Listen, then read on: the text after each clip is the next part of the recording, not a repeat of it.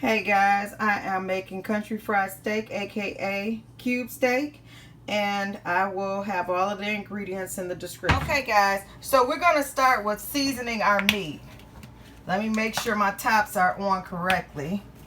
We're going to season this with Lawry's here. I'm going to use one hand for seasoning and one hand for handling my containers.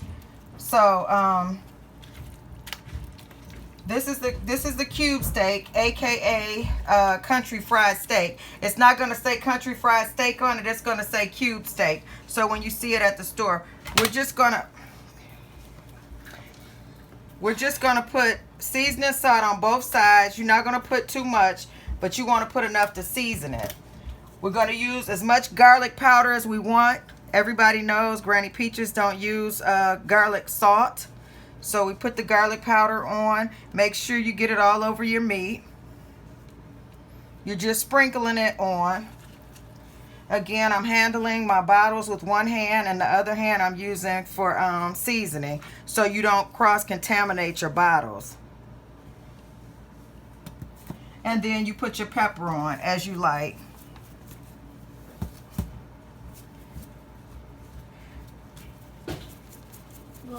The pepper I'm only going to put on one side because I usually use a lot of it on the one side. So I don't want it too spicy. I just want it to have, you know, the little taste of the pepper. So I'm going to flip it over on the other side. Again, try not, you know, don't cross-contaminate. But if you do, what you can do is use that same soap and bleach water that you use to wash your dishes to use the towel and wipe your containers down one by one. Okay. Again, you can use as much garlic powder as you want. I always use extra. You can use your seasoning salt. Don't over season it, but you got to make sure you season it well. I'm going to leave the salt up to you for your discretion, or you can use regular salt. It's up to you. I'm not going to use the pepper on this side. Let me make sure I get some garlic powder up here. And so I'm just going to kind of, the meat, make sure that you get it seasoned on both sides. Good, guys.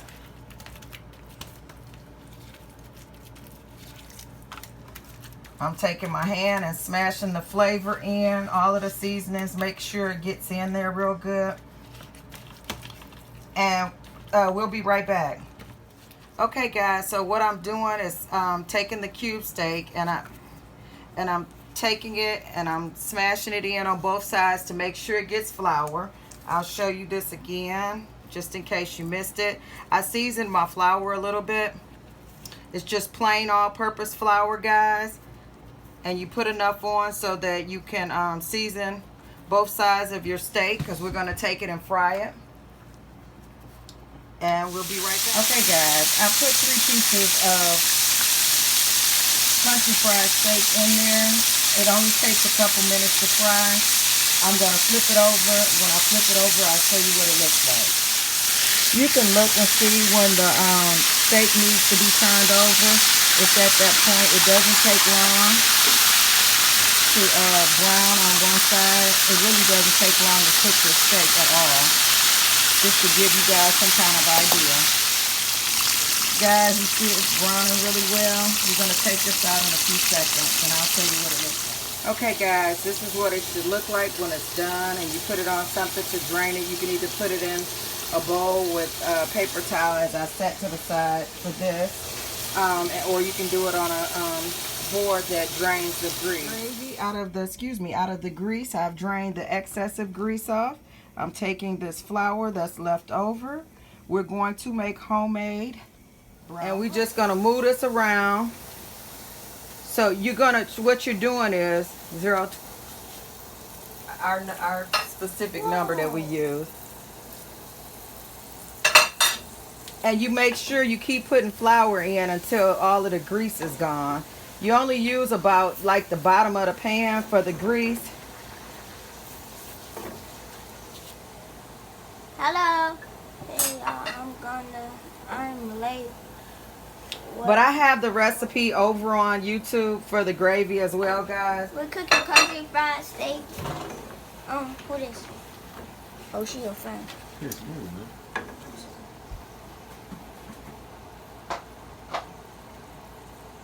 And until all of the grease is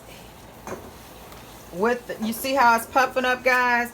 This is how it's supposed to do when you decide to go ahead and start adding water. The grease needs to be completely mixed in with the flour.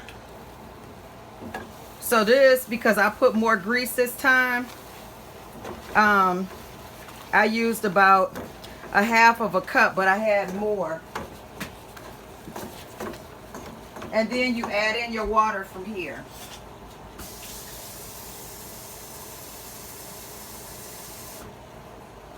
Let me see. I think I need a little bit more flour. Yeah, you can kind of gauge it by looking to make sure it's no loose grease in there. You don't want any loose grease in there because it'll not only be a problem for you in your kitchen, it'll make your gravy oily. Sorry. You see over here, it's a little bit. Thank you for sharing a lot. Little wet. Add a little flour to that.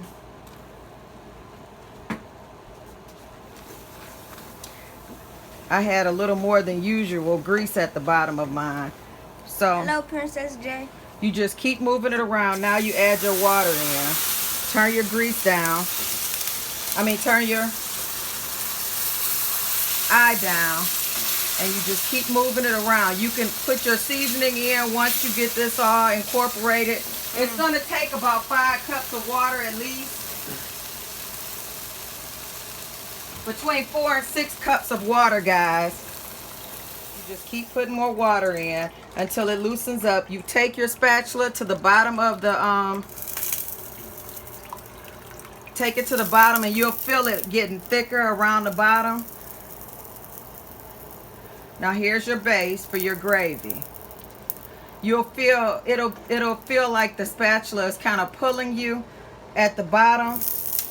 You just keep on going and keep on moving your spatula around in it until it starts feeling thick again. You can, kind of gauge how thick you want your gravy. Turn the heat up again. I had it on very low. You don't want it to be too high when you get to this point because you don't want it to burn or scorch.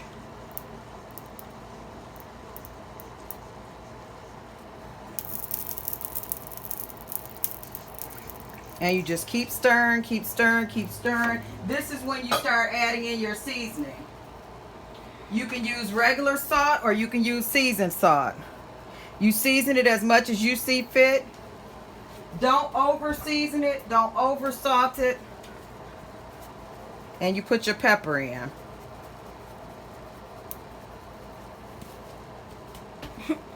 You can always taste and add more, but if you put too much salt in to start with, it's not gonna come out right. So you just put as much as you think.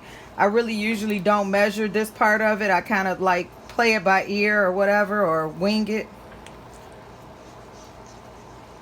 And then you can add your steak to it once you get here. I usually cut up some onions. This is homemade gravy.